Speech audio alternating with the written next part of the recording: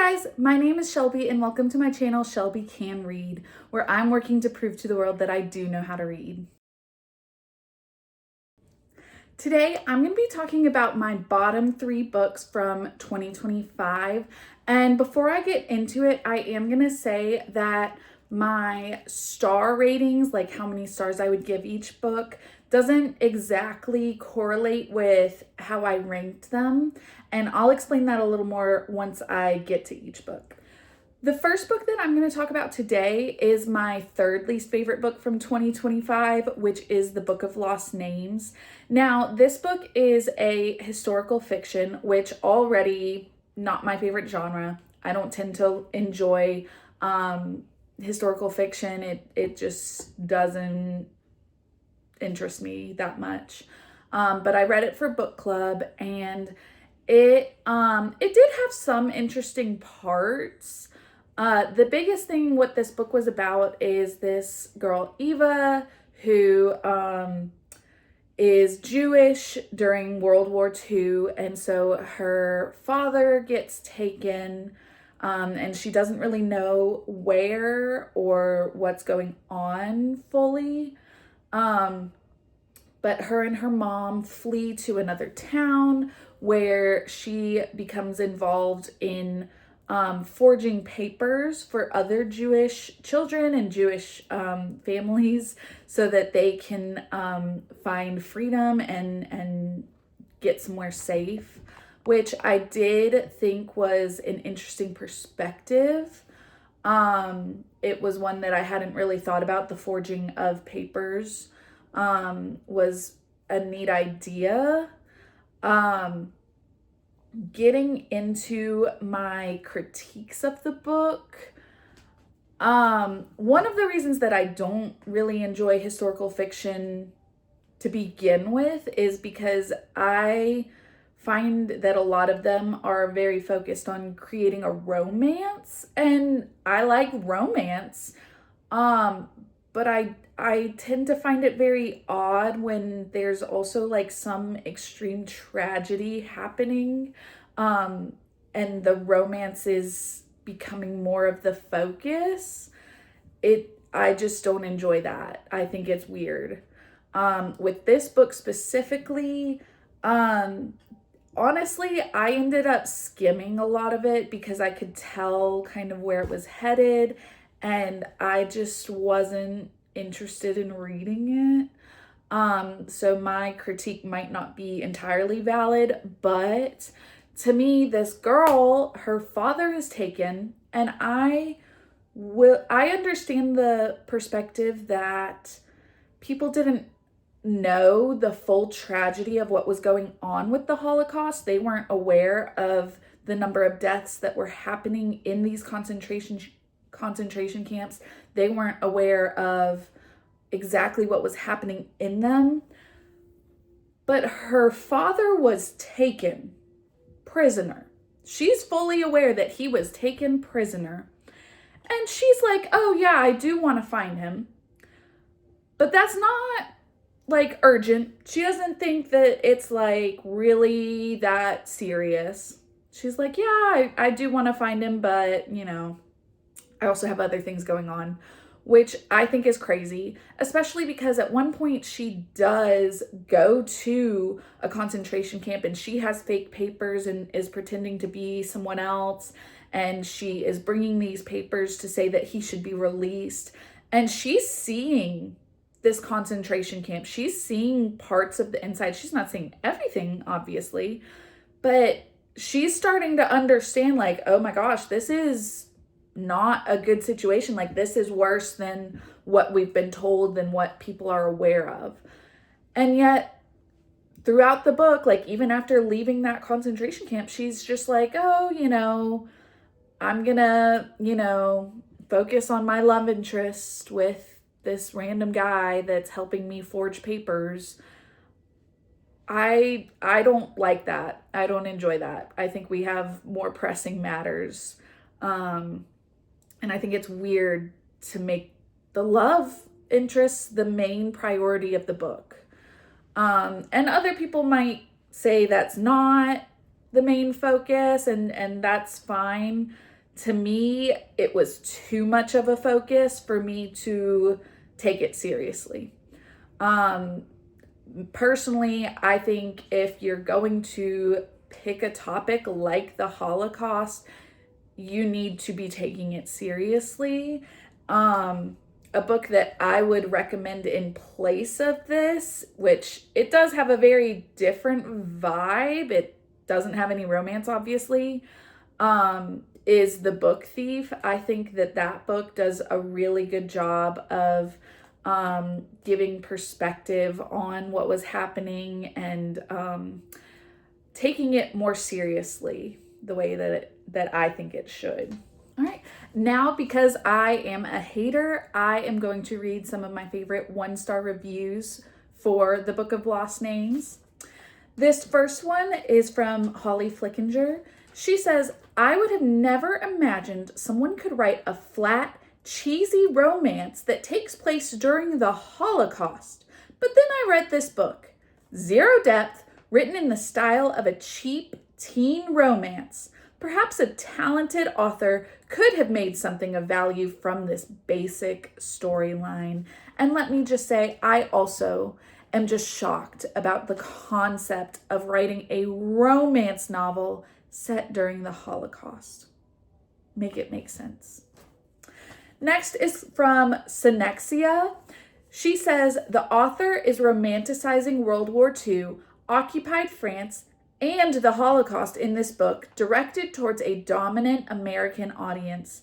Really disappointing to see such a historical event used for its aesthetic, and I just completely and fully agree with that. I think it's an insane concept for this author to do.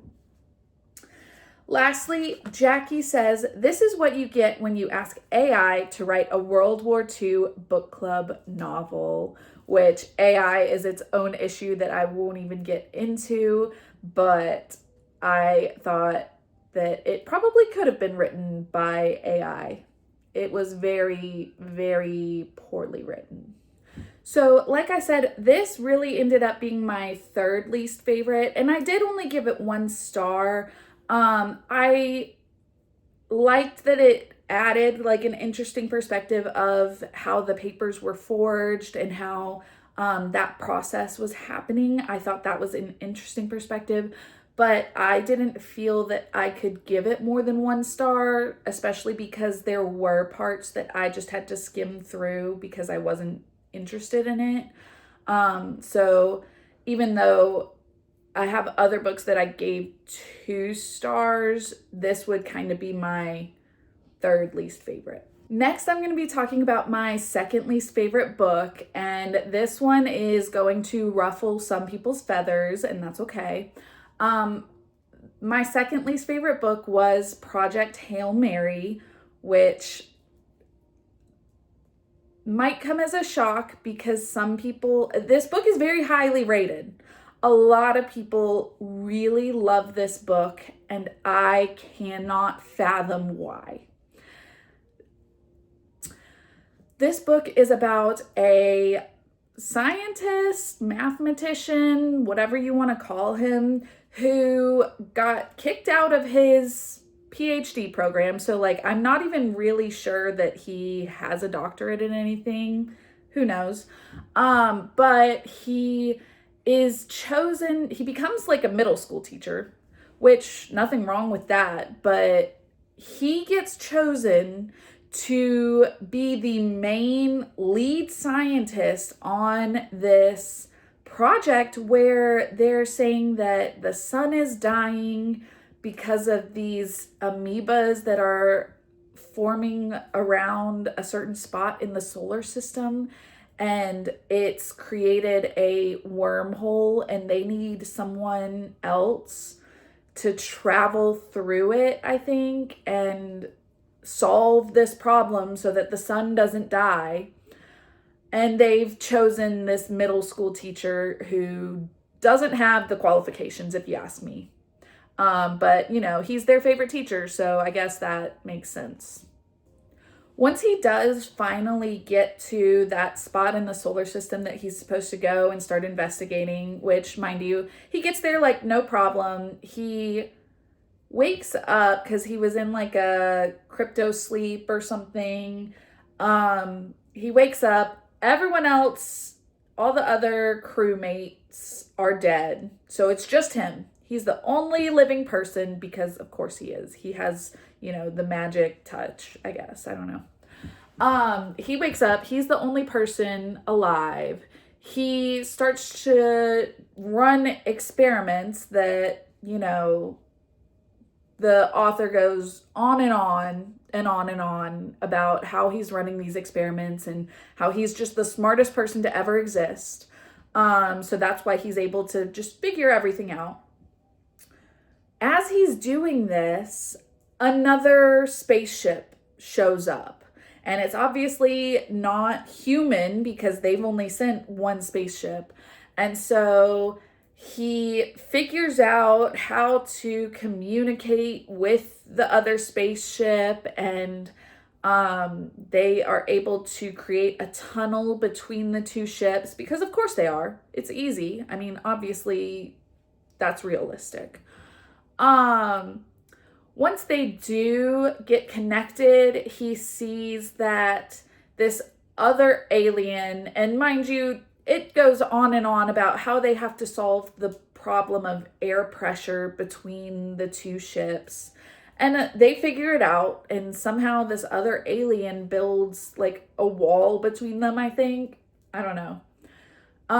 But he sees this alien, and it's described as like almost spider-like, but then it has like very rocky looking skin. So he calls the alien Rocky. I think. It's been a while since I've read it, but I think he calls it Rocky because of the rocky looking skin. And this next part pissed me off so bad. He learns how to communicate with this alien within a day. They just magically, they spend a couple hours going back and forth of like, ooh, this is an apple and this is a wrench. And suddenly they are able to fully communicate, full sentences. It didn't make sense at all. It was so, and I know that it's a book about aliens, so obviously it's not a true story or anything, but let's have a little bit of realism in the fact that no, just because he's this magic genius who got kicked out of his PhD program, he can't just magically communicate with aliens because he wanted to, because he took a day and they learned how to communicate with each other. I don't care how smart this alien is. They're not learning each other's languages in a day. And so to me, that was just so stupid. It was unrealistic. The entire book is really just a self-insert fan fiction that the author imagined himself as like the smartest, coolest guy and who's able to solve everything and go on like cool missions and save the earth. But then there were so many plot points of like, they save the earth or whatever. They stop this amoeba that's eating the sun. But then back on Earth, they're saying that, oh, well, now the sun is back to its normal temperature, which that wouldn't have happened if the sun lost its energy. It's not going to magically get that energy back once this amoeba is gone. Then he goes and lives on Rocky's planet instead of going back home, which is fine, whatever. But then he finds out they live in complete darkness. So someone from my book club pointed out, why would this alien species have cared about the sun dying and losing energy if they don't use the sun? They cannot see the sun. They live in darkness. So there were so many things that just were so stupid. I found it just so stupid. And there were so many things that I was like, this is clearly just a man writing a book to show how great he is. And it's not even real. So we get it. You're smart. You can do some sort of math equations. That doesn't mean you should write a book, in my opinion. All right, so here are my favorite 1-star reviews of Project Hail Mary. This first one comes from Imco, who says, every so often I am lucky enough to come across something that reminds me of how beautiful the diversity of the human experience is. For example, some people love this book, and Imco, I'm not one of them, so thank God for that. Next is from Eisen. So many plot holes. Seriously, it's bad. It's really, really bad. What is otherwise a fun read is made horrible by so many plot holes. I don't understand how this book can have such a high rating. And Eisen, what I would say is that I think even if there weren't the plot holes, I wouldn't consider this book fun. I think it's awful in every way, shape, and form. Last is from Jamila, who says, I have to mark this as DNF. I think the best way to explain is that some people should just write a movie script instead of making it a novel. And there is a movie coming out, so I will say, as I was reading it, I did feel like it could be an interesting movie, kind of like how his movie The Martian. I liked that movie. I thought it was a fun, interesting movie. I think that Project Hail Mary could be a good movie, mostly because I wouldn't have to listen to every single thought that the main character is having. That would make it a lot more enjoyable for me. So, like I said, Project Hail Mary was my second least favorite book. And I did give it 2 stars instead of just 1. And the reason that I will say that I gave it that is I did like that this concept of aliens was a little different. Like, I found that part to be interesting in the fact that he imagined these aliens in a way that I would have never imagined them, or that I feel like I've seen in other medias. So I can respect that. I think there were some very original ideas, and that gave it a 2-star, but realistically, I hated that book, and I felt like I was dying having to read it for book club. All right, lastly, I'm going to be talking about my least favorite book from 2025. It's called The River. This book was about 2 guys who are in college and they love the outdoors. They love to go camping and canoeing and have gone on a couple trips together, and they've been planning this really big one where they're canoeing for several days down this one river. As they are canoeing, they find out that there is also a wildfire happening. So there's this sense of urgency of we need to get down the river to get away from the wildfire. The next part, they are like halfway down. They're like almost ready to like be done with their trip. And this guy that they had heard an argument, like a man and a woman arguing in the woods as they were canoeing one night, but they didn't investigate. They were like, that's not our business. Fair enough. But then this guy catches up to them in his canoe, and it's just him. The wife is gone. And so he comes over and he's like, my wife was attacked by a grizzly bear. And I had to leave her. Don't know why he would leave her. But anyway, so these 2 main guys, they were like, oh, like, we can help. We'll go and find her and we'll get her back. And the man's like, okay, that sounds good. And so then as they're going, one of the guys is like, you know, I feel like he might have attacked her. The husband might have been the one to attack her, not a grizzly bear.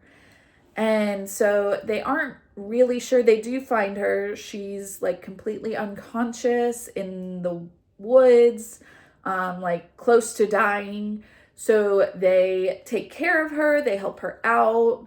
Um, and they're canoeing back down. They get to the place where they had met with the guy, the husband. The husband's gone.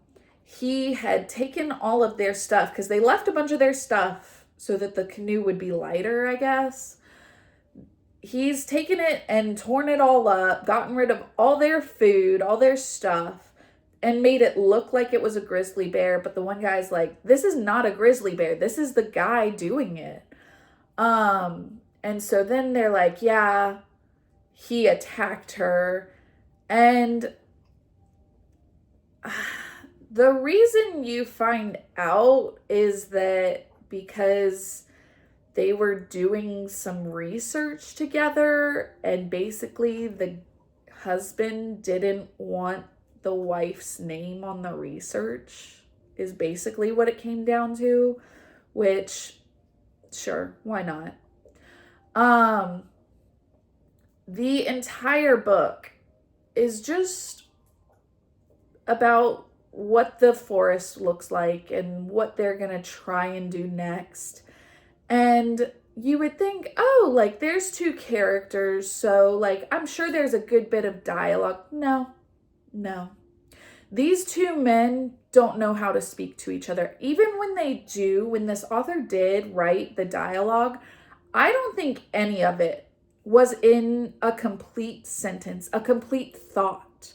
They are talking to each other just by saying, yep, yeah, through, I don't know, nonverbal communication that is not written about. Maybe that's how they're communicating. But the entire time I was reading it, I had no idea what they were talking about or what was going on. And maybe that's just how outdoorsy men talk to each other. But it was awful having to experience their headspace. I would have loved for any sort of complete thought or sentence throughout this book. I thought it was so poorly written. The only reason that I stuck through it with it was so that I could reach my reading goal. And because it was under 300 pages, I was like, oh, this should be easy. I should be able to get through this really quick. It took me forever to read this book because I hated it so much.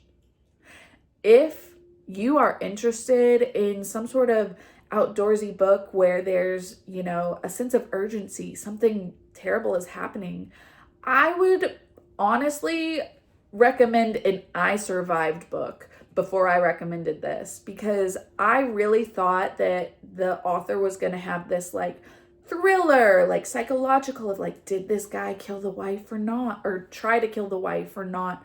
No, it was so incredibly boring. Nothing happened. Nothing happened in this book. I mean, I just described everything that happened, and all of that basically could have been condensed down to 10 pages of the book where it actually describes these things that are happening. The rest is just what kind of trees they're seeing, what kind of plants are there, and birds, and, you know, they're hunting. Oh, and not only that, this author, male author, because of course it is, felt the need to also include the two guys have the girl, they're keeping her safe, they're protecting her, but then there's these two rednecks that meet up with them, and they're all like, we're gonna get her back, we're close to the village. They have an engine on their boat so they can get her there super fast. But first we're going to camp out for the night because, you know, this probably isn't urgent. Sure, she's been in and out of consciousness, but, you know, it's not urgent. It can wait until we get a good night's sleep. This author felt the need to include a sexual assault scene, which immediately makes me hate the book.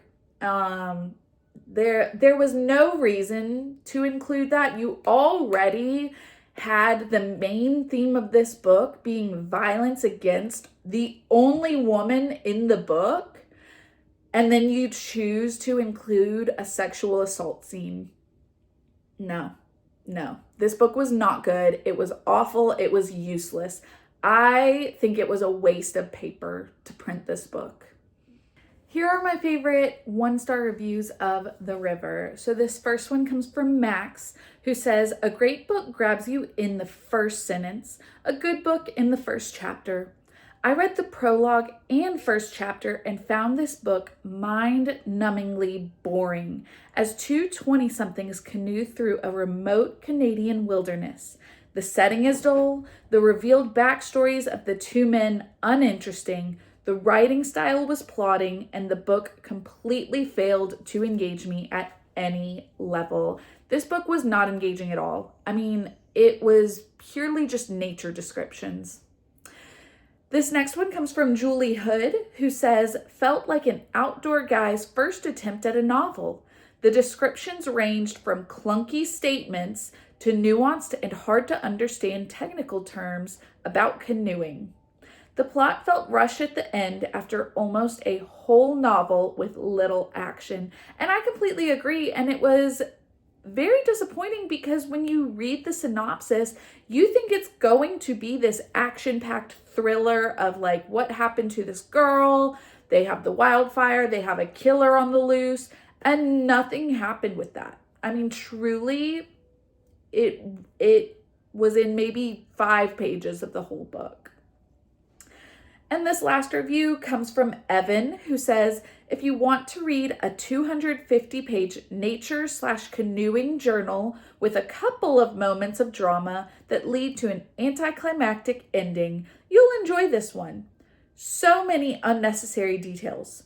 The author used the word portage at least 40 times." And I think both Julie and Evan's reviews bring up the same point of like, it was using these very technical canoeing terms that if you're not an outdoor person, you're not a canoeing person, a person who canoes, whatever you want to call it, you have no idea what he's talking about. And he's not going to explain it. He's just going to keep talking about it.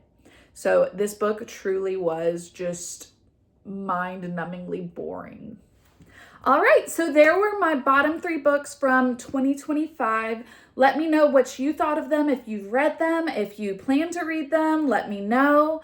I personally don't recommend them, but I'm very interested to hear what other people have to say about them. Thanks.